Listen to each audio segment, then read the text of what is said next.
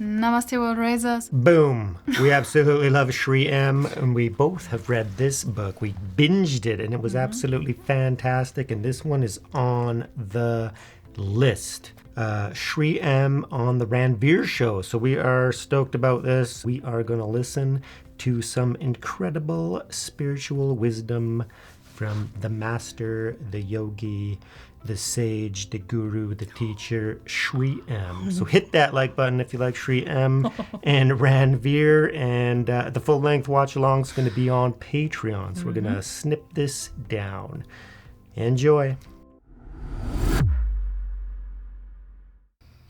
Are you comfortable explaining what Kriya is to the audience? Very Yes, much. please. I can't give Kriya in this kind of word, but the word Kriya in the Shastras, in the Yoga Shastras, simply means a practice. Kriya. Practice. What Kriya is? Yoga Shastras, innumerable Kriyas. Pastrika is a Kriya. Shambhavi is a Kriya. Anulom Vilom is a Kriya. Mahamudra is a Kriya. These are all different. When I say Kriya, I'm talking about that particular set of Kriya teachings that has come to us from Sri Guru Babaji. Not my master, but his master. That person? The master's master. Now that is a picture, I think, drawn by Yogananda Paramahamsa's brother, based on Yogananda Swami's description. So, it was Yogananda Paramahamsa who first coined the word Mahavatar Babaji. Because he said many avatars have come and gone, but this person is there for a long, long time. He's supposed to be there till the end of the Kali Yuga, which we are only halfway through Kali Yuga now. This is your guru's guru. Yes. So, Maheshwarnath, he was also Lahari Mahashaya's guru. Mahavatar Babaji you're talking about. So, but for 1,000 years, he has been referred to before the Yogananda Swami's book came out as Sri Guru Babaji.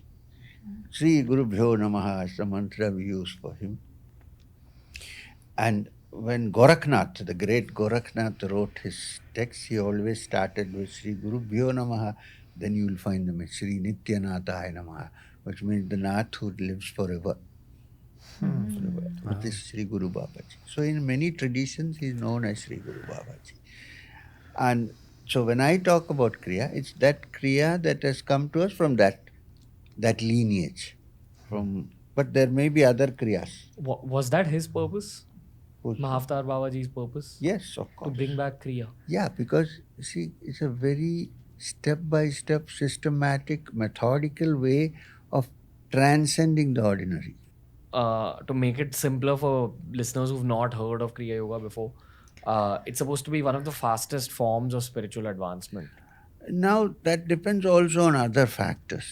If I say I live my life as I want and then if I do, no, that doesn't.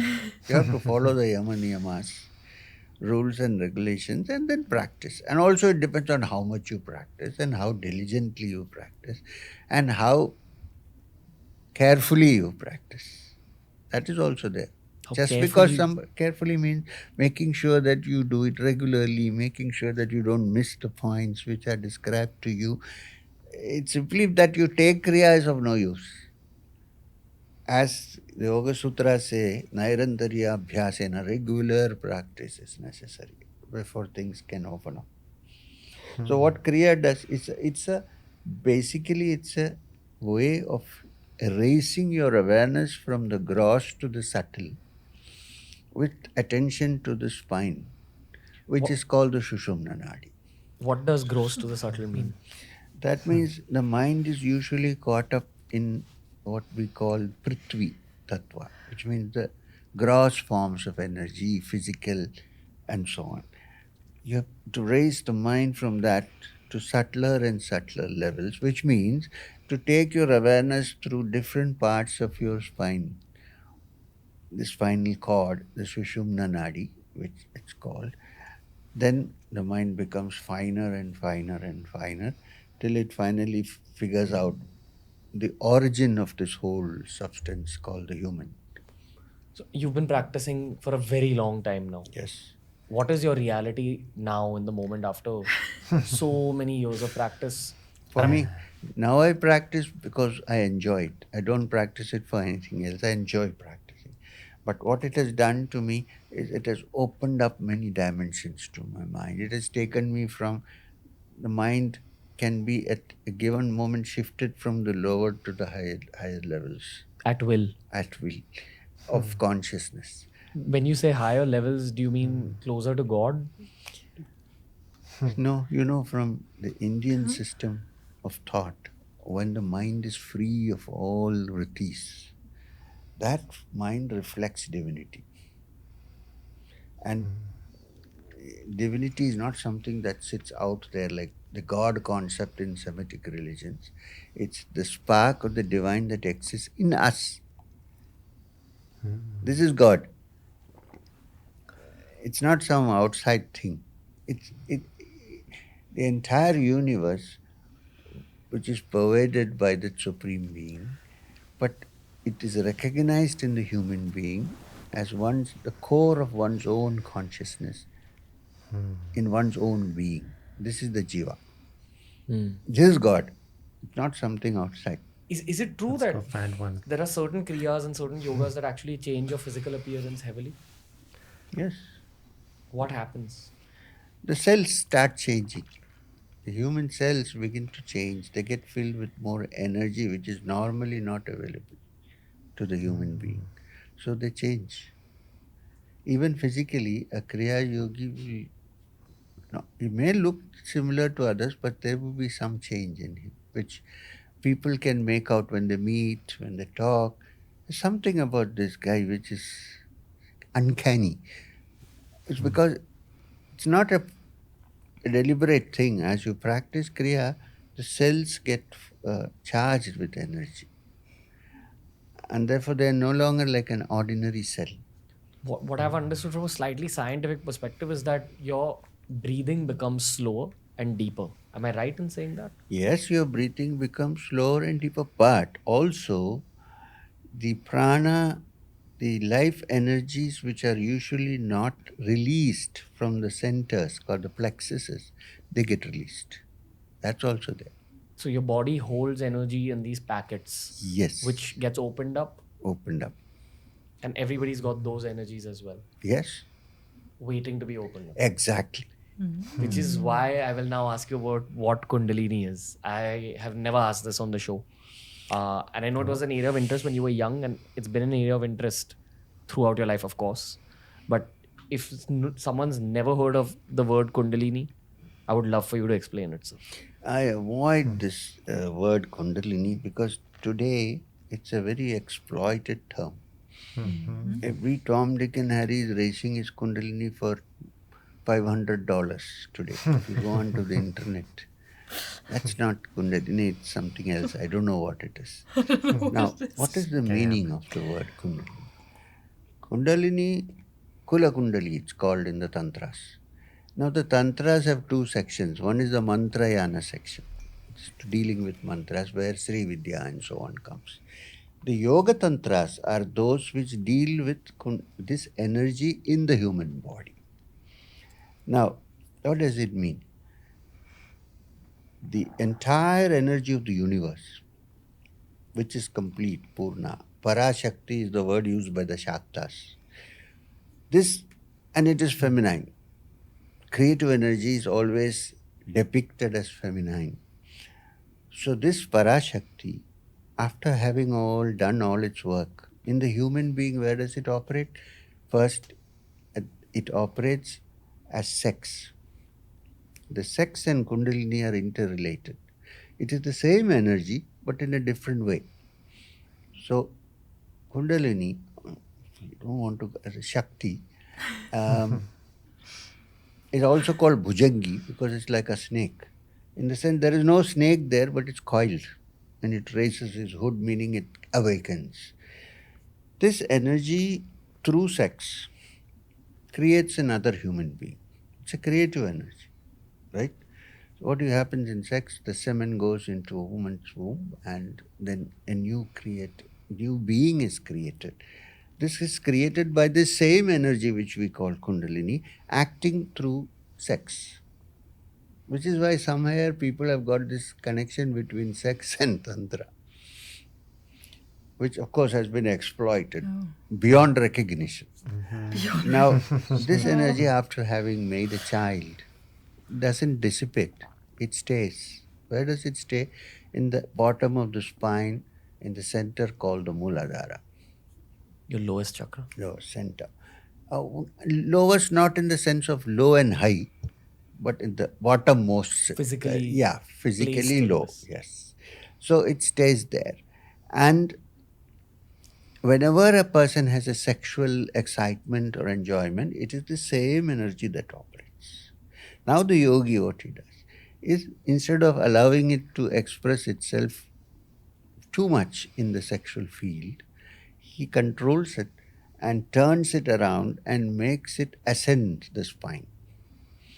When it ascends the spine, then the Kundalini or the Shakti, whatever you want to call Bhujangi, becomes a spiritually creative energy, just as it becomes a physically creative energy through sex.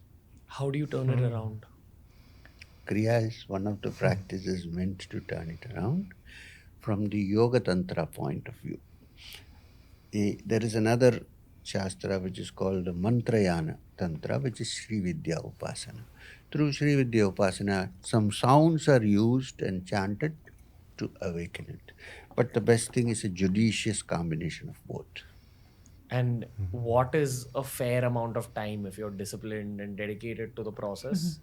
Now, this is a very difficult question to answer because it all depends on what Stage of growth your soul growth is at. you are and what you have come with from the past. Depends on these factors. But I think, so therefore you can't fix a fair amount of time in that kind of way. But I think that diligent practice with the understanding that you need to rise above the ordinary can help you to go there. But it's very difficult to fix. Some people happens fast and some people it takes some time. The idea is not to give up. Because it'll carry on into your next birth. Yes, and also I feel it's better that it goes slowly and matures rather than suddenly happens, because the energy is so powerful that there are cases when it has suddenly happened and the body and the mind is not able to cope with it and people become somewhat semi-crazy. When you say crazy, what happens? Suddenly there's a spurt of energy which they don't know how to place, how to control.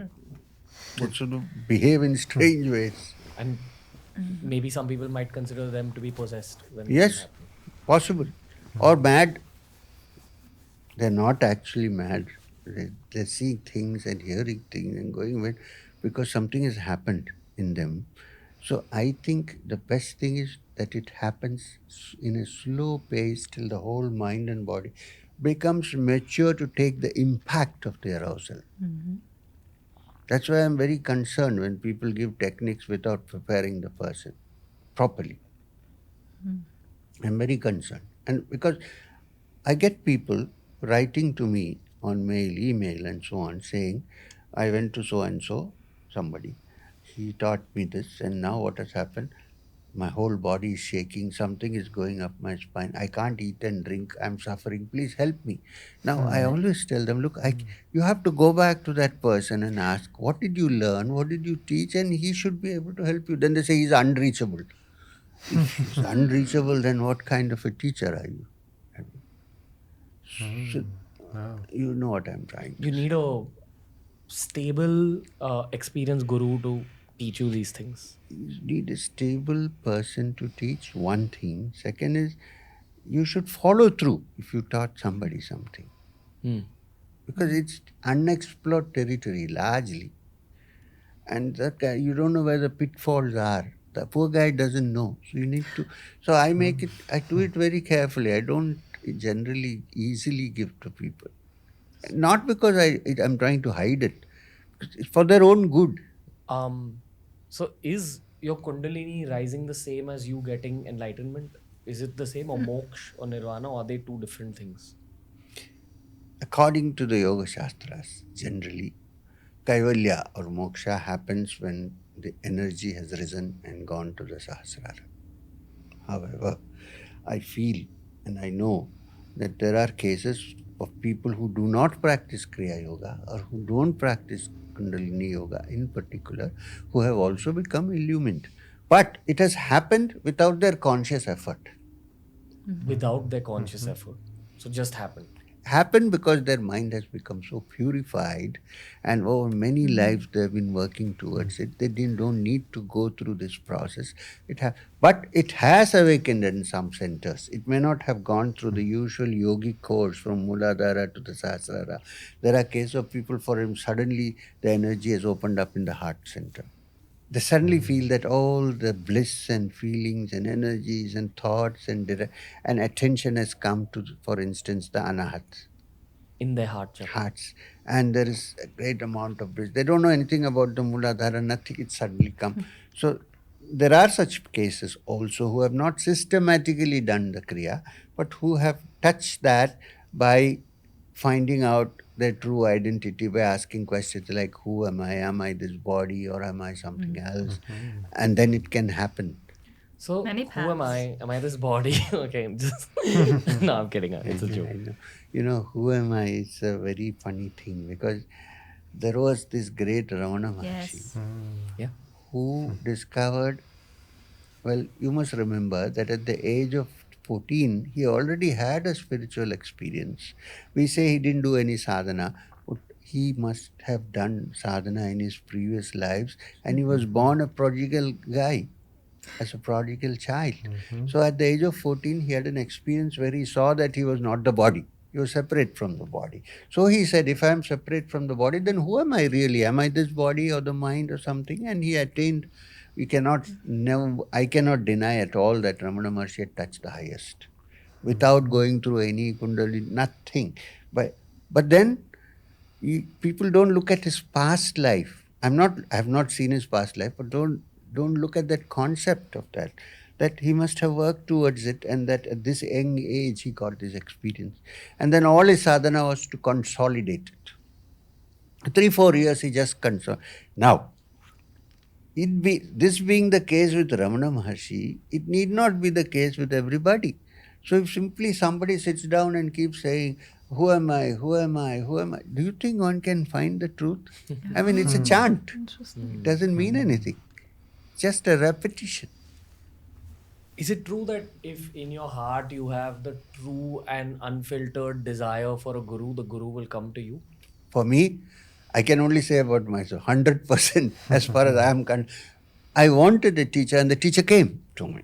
They say the teacher appears when the student is ready, Ready. but the student also needs to want it. Yes, very much.